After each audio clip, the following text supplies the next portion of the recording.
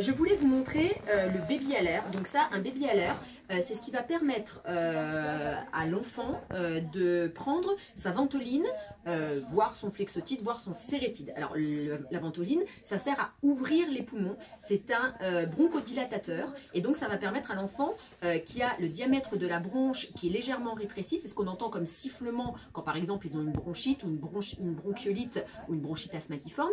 Le sifflement qu'on entend, ce bruit-là. Donc avec la ventoline, on va permettre d'ouvrir la bronche et donc on va permettre à l'enfant de mieux respirer.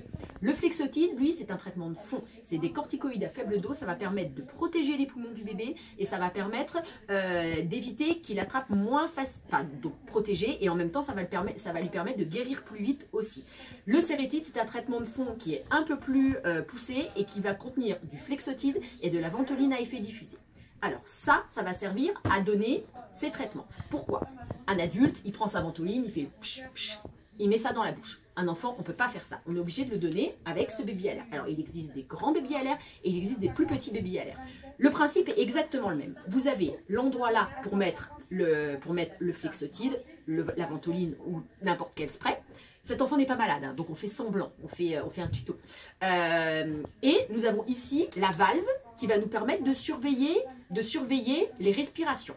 Et nous avons ici l'embout que nous allons lui mettre sur la figure. Donc je vais vous montrer comment on utilise ce baby à l'air. Donc on va prendre ce petit chou.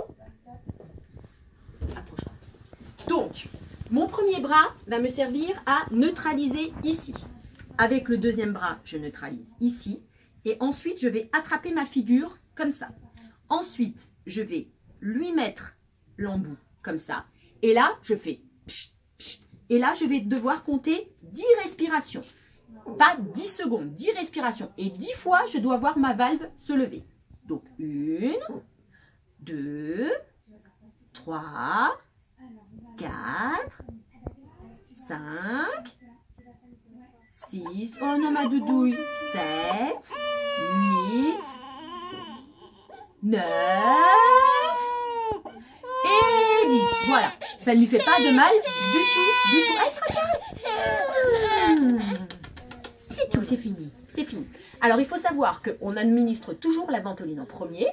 Donc normalement c'est 2 pulvérisations et qu'on met, si vous avez besoin, le flexotide en deuxième ou le sérétide en deuxième. Il faut savoir qu'on doit bien rincer la bouche après le flexotide parce que comme c'est des corticoïdes à faible dose, il y a un risque pour l'enfant d'attraper du muguet. Le muguet étant une mycose de la bouche et donc il faut rincer avec un petit peu d'eau dans le biberon, ou bien le biberon après. Je vous conseille de faire la ventoline au moins un quart d'heure avant le biberon parce que forcément ça va faire tousser l'enfant. Alors si vous ne voulez pas qu'il vous vomisse tout son biberon ou toute sa tétée juste après, je vous le conseille vraiment de lui faire une bonne demi-heure avant. Enfin un quart d'heure, 20 minutes. Voilà, c'est ce qui semble correct.